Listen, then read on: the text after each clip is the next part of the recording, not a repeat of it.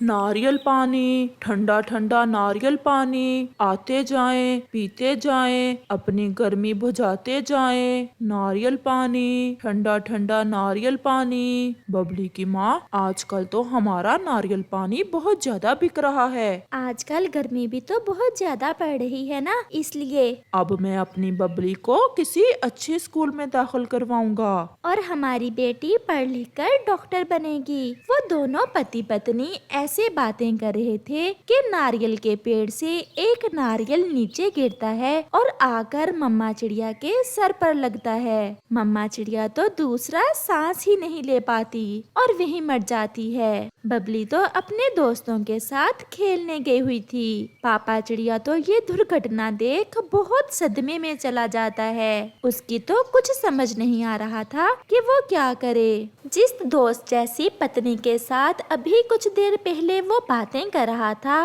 अब वो उसे छोड़कर जा चुकी थी। कबूतर और तोता आकर उसे हौसला देते हैं। टुनटुने यार, जो भी होता है भगवान की तरफ से ही होता है। हमारा किसी का भी इस सब में कोई जोर नहीं है। अब तुम्हें खुद को संभालना होगा। खुद को संभालोगे तो अपनी बेटी को संभाल पाओगे। फिर बबली भी अपने दोस्तों के साथ खेलकर वापिस आ जाती है। पापा, मम्मा कहाँ है? बबली बेटा, आपकी मम्मा दूसरे जंगल अपनी बहन से मिलने गई है। वो कुछ दिनों के बाद आ जाएंगी। मम्मा मुझे क्यों नहीं साथ लेकर गई? मैंने भी साथ जाना था। जब मम्मा आएंगी तो मैं उनसे लड़ाई करूंगी कि वो मुझे अपने साथ क्यों नहीं लेकर गई। टुनटुने यार, बबली अभी बहुत छोटी है और इसके लिए माँ का होना बहुत जरूरी है। मेरी बात का गुस्सा न करना। अपनी बेटी के लिए तुम्हें दूसरी शादी करना ही पड़ेगी, क्योंकि घर तो औरत पक्षी से ही बनता है। फिर कुछ दिन गुजरने के बाद पापा चिड़िया दूसरी शादी कर लेता है। दूसरी शादी करना मेरी बहुत बड़ी मजबूरी थी। मैं नहीं चाहता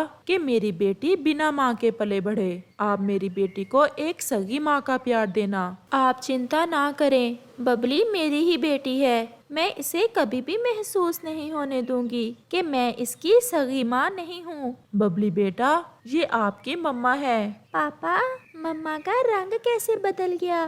बेटा, कुछ दिन अपने घर से दूर रहने से मम्मा का रंग बदल जाता है। बबली अभी बहुत छोटी थी, उसे कुछ भी समझ नहीं थी, इसलिए वो अपने पापा की बात मान लेती है। फिर ऐसे ही कुछ दिन गुजर जाते हैं और बबली की दूसरी मम्मा के भी एक बच्चा हो जाता है। दूसरी मम्मा पहले तो बबली का बहुत प्यार करती थी, लेकिन जब से उसके अपना बच्चा हुआ था, बबली तो उसकी आंखों को खटकने लग जाती है। वो बात बात पर बबली को डांटती। वो तो बबली से घर के सारे काम करवाने लग जाती है और बबली के हर एक काम में गलती भी निकालती। ऐसे ही एक दिन बबली अपनी सौतेली मम्मा के लिए चाय बनाकर लाती है। सौतेली मम्मा चाय का एक घूंट पीती है और गरम गरम चाय की प्याली बबली के ऊपर फेंक देती है। कैसी चाय बनाई है तूने? बातें जितनी मर्जी सुन ले तुमसे, लेकिन काम एक नहीं आता।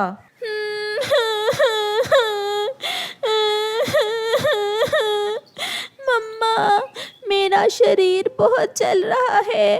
चाय बहुत गर्म थी। आपने ऐसा क्यों किया?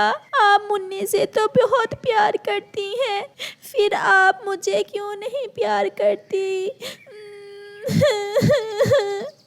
मैं भी तो आपकी ही बेटी हूँ। तू मेरी बेटी नहीं है, मेरी बेटी सिर्फ मुन्नी है। तेरी माँ तो मर गई थी और तेरे पापा ने मुझसे दूसरी शादी की थी। और हाँ, अगर तुमने अपने पापा से मेरी शिकायत की तो पंख तोड़ दूंगी तुम्हारे। अब ये रोना धोना बंद कर और जा जाकर रसोई में बर्तन धो। और हाँ, अच्छे से धोना बर्तन, फिर उसके बाद कपड़े भी धोने। बबली बेचारी बहुत तकलीफ में थी। गरम चाय के जलने से उसे इतनी तकलीफ नहीं थी जितनी तकलीफ उसे उसकी सौतेली माँ की बातों ने दी थी। वो अपनी तकलीफ किससे कहती? उसका पापा भी शहर में मजदूरी करता था। वो बेचारी रात तक काम करती है और रात को उसकी सौतेली माँ उसे भोजन भी नहीं देती और अपनी बेटी को सामने बैठाकर उसे मजे मजे का भोजन खिलाती है। ये तो मेरी बेटी की तरफ क्या देख रही है? नजर लगानी है क्या? अगर मेरी बेटी कुछ छोड़ेगी तो तुम्हें दे दूंगी। बबली बेचारी भूखे पेट ही सो जाती है। अगली सुबह बबली की सौतेली माँ एक डंडा उठाती है और सोई हुई बबली को पीटना शुरू कर देती है। उठ कलमोही, इतना दिन चढ़ गया है, काम तेरी मरी हुई माँ ने आकर करना है क्या? बबली बेचारी तो रात से भूखी थी, उसके शरीर में जरा भी ताकत ना थी, इसलिए उसे उठा नहीं जा रहा था। फिर भी वो उठकर घर का सारा काम करती है और नदी पर चली जाती है। अगर मेरी माँ मर गई है तो मुझे भी जीने का कोई अधिकार नहीं है। मैं भी अपनी माँ के पास ही चली जाऊंगी। ये सोचकर बबली पानी में छलांग लगाकर आत्महत्या करने ही वाली थी कि उसका पापा, जो कि छुट्टी पर घर आ रहा था, अपनी बेटी को देख लेता है। बबली मेरी बच्ची, रुक जाओ, ये क्या करने जा रही थी तुम? पापा, मुझे जीने का कोई अधिकार नहीं है, क्योंकि मेरी सगी माँ जो नहीं है, और आप भी मुझे सौतेली माँ के हवाले करके खुद शहर चले गए। रोज रोज मरने से अच्छा है मैं एक बार में ही मर जाऊं। फिर पापा चिड़िया को पता चलता है कि उसकी दूसरी पत्नी उसकी बेटी के साथ कितना जुल्म करती है। बेटी, मुझे माफ कर दो, अब मैं तुम्हें कभी अकेला नहीं छोड़ूंगा। और फिर पापा चिड़िया अपनी बेटी को अपने साथ शहर ले जाता है। दूर किसी जंगल में रहता था एक कालू कौवा। वो बहुत झूठा और शरारती कौवा था। वो हमेशा दूसरे पक्षियों को तंग करता था। एक दिन वो एक पेड़ की डाल पर बैठा हुआ था कि उसे एक शरारत सूझती है। कालू, क्यों ना आज पक्षियों को थोड़ा उल्लू बनाया जाए। देखता हूँ कौन कौन पागल रहता है इस जंगल में। ऐसा सोचते हुए कालू कौवा जोर जोर से चीखने लगता है। बचाओ, बचाओ, बचाओ, वो काली बिल्ली मुझे खा जाएगी। कोई मुझे बचाओ, कोई मुझे बचाओ। उसकी आवाज दूर दूर तक जा रही थी। कबूतर भैया, ये तो कालू कौवे की आवाज है। वो जरूर किसी मुसीबत में है, हमें उसकी मदद करनी होगी। हम आवाज की दिशा में जाते हैं। ठहरो, मैं अपनी लाठी ले लूं। हो सकता है वहाँ कोई खतरनाक जीव आ गया हो। फिर चिड़िया और कबूतर कौवे की आवाज की दिशा में जाते हैं। बचाओ, बचाओ, मुझे काली बिल्ली से बचाओ। कालू किसी मुसीबत में है, अब मैं क्या करूं? मेरी गोलेल कहाँ है? मिल गई, मेरी गोलेल मिल गई। मैं अभी कालू की मदद को जाता हूँ। फिर मिठू तोता भी अपनी गोलेल लेकर निकलता है। ढूंढते ढूंढते जब चिड़िया, कबूतर और तोता कौवे के पास पहुँचते हैं तो कबूतर कौवे से कहता है, कालू, क्या हुआ? कहाँ है काली बिल्ली? यहाँ तो कोई नहीं है। बताऊं? बताओ बताओ कालू भैया, मैं अपनी बड़ी लाठी लेकर आई हूँ बिल्ली को मारने के लिए। उल्लू बनाया, बड़ा मजा आया। उल्लू बनाया, बड़ा मजा आया। मैं तो आप सबको उल्लू बना रहा था और तुम सब सच में उल्लू बन गए। कमबख्त, तुमने इतना बड़ा झूठ बोला। चिड़िया, ये देखो, जल्दी में भागते समय मेरे चोट भी लग गई और ये कालू का बच्चा हमसे मजाक कर रहा था। मैं कोई बिल्ली से डरता हूँ? अगर सच में यहाँ बिल्ली होती तो मैं खुद ही उसे मार देता। फिर कालू कौवा वहाँ से चले जाते हैं और दूसरे पक्षी भी शर्मिंदा होकर वहाँ से वापस चले जाते हैं। क्या सच? क्या सच में कालू जी वो सब पक्षी भागते हुए आ गए थे? हाँ हाँ, मैंने शोर ही इतना मचाया कि मेरी आवाज दूर दूर तक जा रही थी। मैंने कहा, बचाओ बचाओ, बिल्ली आ गई, काली बिल्ली।